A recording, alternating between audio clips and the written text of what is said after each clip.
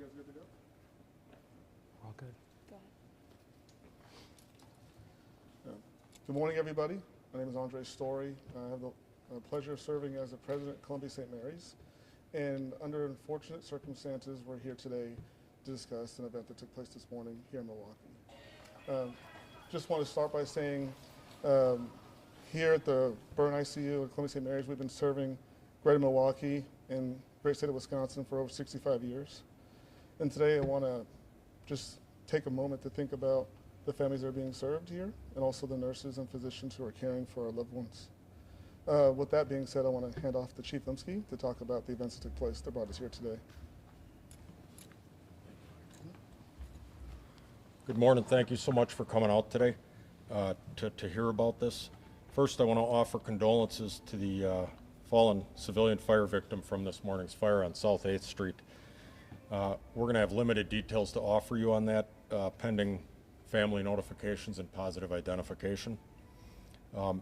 This fire that we're talking about on South 8th was the second fire occurring simultaneously in the city. One was on the north side, I believe on 41st Street, and that resulted in a firefighter with minor burns that was also brought down here, but has since been released, is in much better condition. I want to tell you that the very reason that our firefighters were inside of this building this morning on South 8th was because we had very credible reports of people trapped inside the building, to include the sad fallen victim that is ultimately deceased.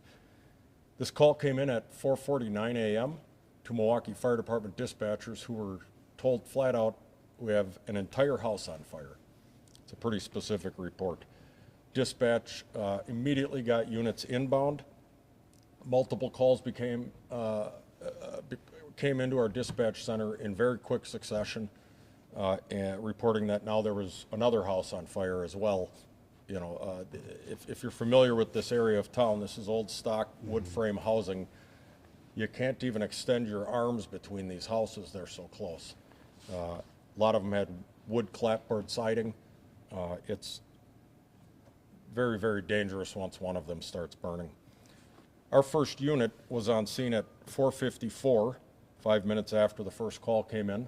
And this was a battalion chief, followed very quickly by Engine 11 responding from Kinnickinnick and Aachen.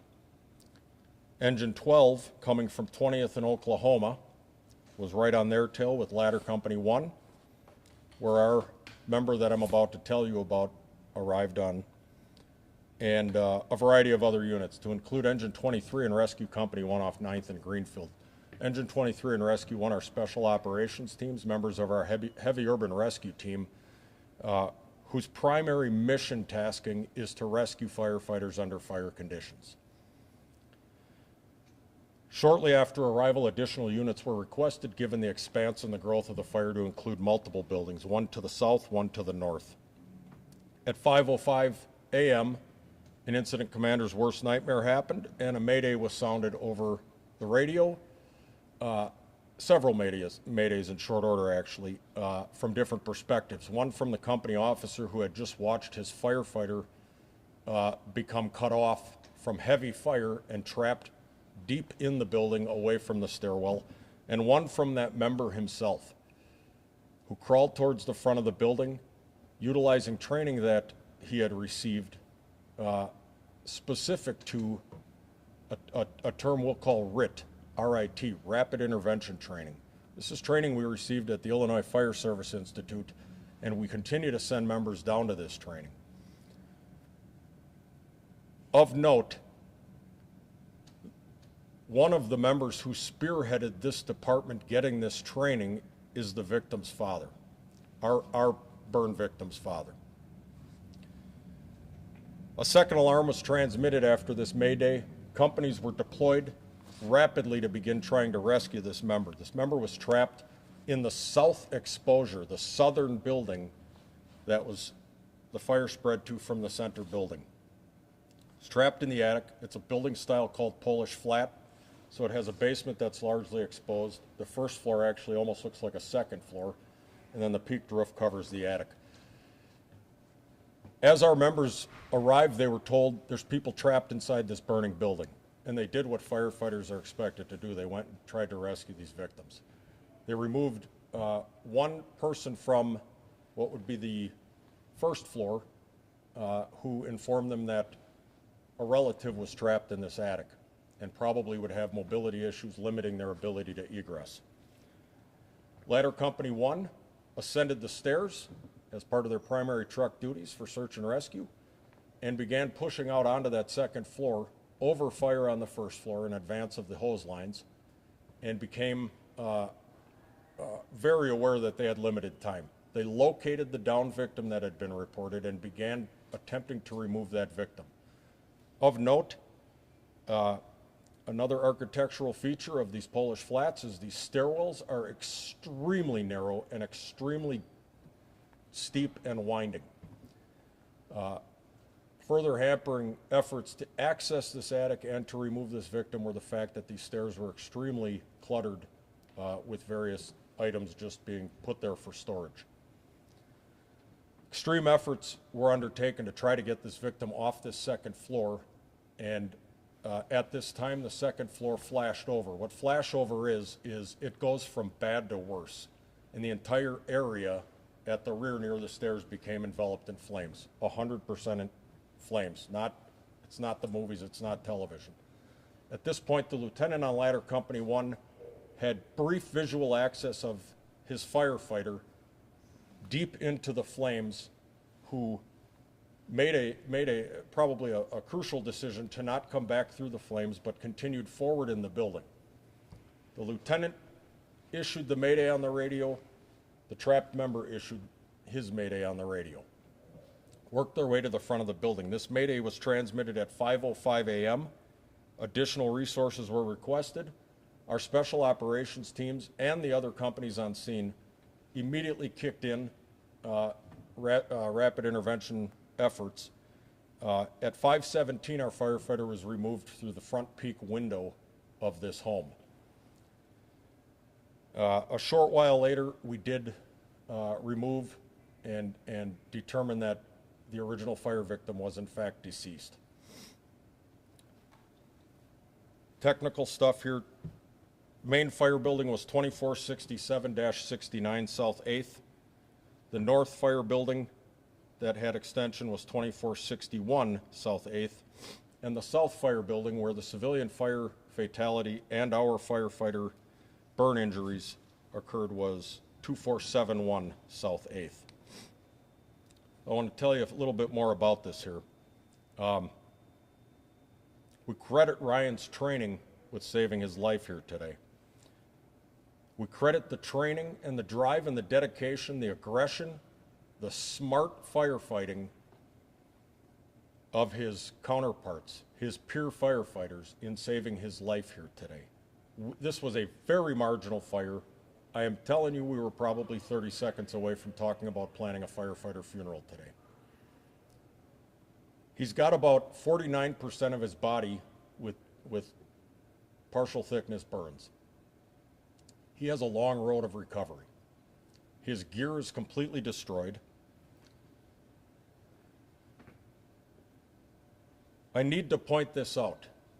I've described to you the neighborhood and the stock of housing that exists in this neighborhood. The majority of our fire fatalities occur in residences. This is across the street and down the block from Station 31, which was shuttered in 2018. We had a 5-minute response time. This is what we have been telling you. This is the difference. This wasn't even the main fire building where the fatality occurred, or we almost killed a firefighter here today.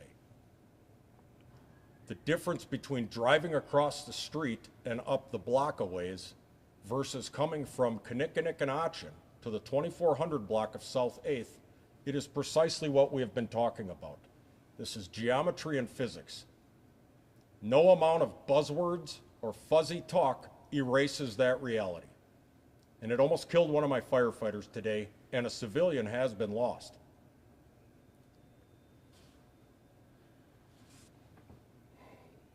I want to thank the Greenfield Fire Department, the West Allis Fire Department, the St. Francis Fire Department, and the Greendale Fire Department, with whom we have partnered to overcome a decade and a half of gargantuan cuts to this fire department.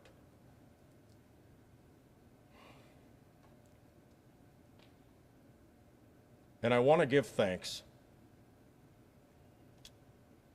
I want to give thanks to the gentleman I'll introduce to you next, which is our newly re-elected Mayor Johnson. We finally have a system in place. We finally have a belief in place amongst the policymakers that a proper city has a proper fire department. And we're reopening fire stations for the first time in my career. And so as horrible as this is, the full repair work is not yet done. And I cannot thank, with enough power, Mayor Johnson, County Exec Crowley, all of the folks in Madison who put aside their differences and started solving these problems. My heart goes out to the family of the fallen again, and certainly the family and friends of our firefighter who's going to have a long battle ahead of here. I'm very proud to introduce to you at this point, Mayor Johnson. Well, thank you so much, Chief Lipsky. And I wanted to come here today to extend, on behalf of the city, condolences to the civilian who was lost in the fire that the chief has been describing, but then also to make sure that we acknowledge the sacrifice of our firefighters, the men and women who serve in the Milwaukee Fire Department. They go out each and every single day working to make sure that the people in this city and the visitors who come to this city and the businesses in this city are safe. And they do that sometimes to extreme consequence. And that was discussed today. A firefighter with 49% of his body covered in burns. That's extraordinary. It's extraordinary and it's difficult. And it's difficult because the firefighters in this city have an extremely difficult and important job to make sure that this community is safe. And again, I want to thank the chief. I want to thank the folks here at Columbia St. Mary's for all the work that they're going to do in their burn unit to make sure our firefighter has a recovery. Again, a long road for that, but he comes from a great lineage of firefighting service here in Milwaukee and elsewhere in our region. And as I discussed with some of his family members and friends upstairs, this is a firefighter who is a fighter. Somebody that we're going to have to try to hold back because he's going to be pushing and prodding to get back to health and get back on the job because he loves it so much. Because this work is service. It's public service. And each of us owes a debt of gratitude to not just to him, but to this entire department. So I want to again thank the chief on behalf of the city, thank the fire department, thank this firefighter, thank Columbia St. Mary's for all the work that's going to be done over the next while to make sure this firefighter gets a full recovery. Thank you. I have to come back to the podium because I missed a very important group in my thanks. It's the angels working upstairs in the ICU, the burn unit here at St. Mary's. I can think of no better place in the region for somebody to be taken if they have a burn injury, which is precisely why we brought our member here. Their work is thankless and, quite frankly, horrifying. But they've been keeping us regularly updated there, and best care in the air right here. So I just wanted to make sure I acknowledge that. Open for questions now. Are you able to reveal the name of the member that was burned? No. Do you have an age or how long he's been with the department? I'm afraid to guess his age. 3 years on the fire department, his age probably 30s. 30s, I'm going to get in trouble if he's actually in his 20s. When is the last time that you've had a firefighter severely injured like this? We have a lot of injuries in our line of work. We really do everything we can to reduce them. A severe burn like this, it's been a very, very long time. I don't want to guess because I don't want to rely on my memory for that, but it's been quite some time. Chief, when you talked about his father being the one to spearhead that training. His father's a member of the fire department, or used to be a member of the fire department. His father is a retired member of our fire department, a proud member of our fire department. Retired. What do you think a situation like this says about your line of work and what people are putting their lives on the line for when it comes to the community? Listen, I'll tell you what, when every other system fails, when every other promise rings hollow, the Milwaukee Fire Department comes. And they lay it on the line for you, and they do it as quickly as we are afforded the possibility of doing it. Our firefighters are here for the city of Milwaukee. And I don't think I need to convince anybody of that, but I am passionate about that, and this just typifies that. Is there any plans to reopen Station 31? Yes. That's what you said. Yes. Timeline for that at all? I have no idea. Thank you, though. Where were the burns on his body? Are these upper extremities, lower? Can you kind of describe that for us? I really can't get into his specific medical stuff. Tell you that, you know, when you're in a fire, there's greater heat up top than there is down below. Thank you, everybody. Yeah. Thank you so much. Thank you.